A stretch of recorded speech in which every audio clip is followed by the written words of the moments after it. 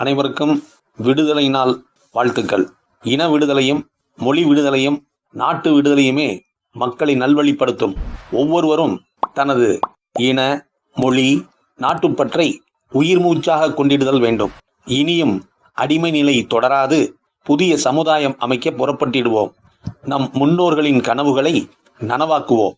சமத்துவ சகோதர தத்துவ பொது உடைமை கூட்டுறவு சமுதாயம் அமைப்போம்.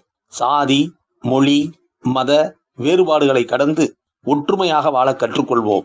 நமது சந்ததியினருக்கு நம் முன்னோர்களின் வரலாறுகளை கூறி வளர்ப்போம். யாரையும் அடிமைப்படுத்தாமல் சுதந்திரமாக அனைவரும் செயல்படும் நிலையை உருவாக்க வேண்டும்.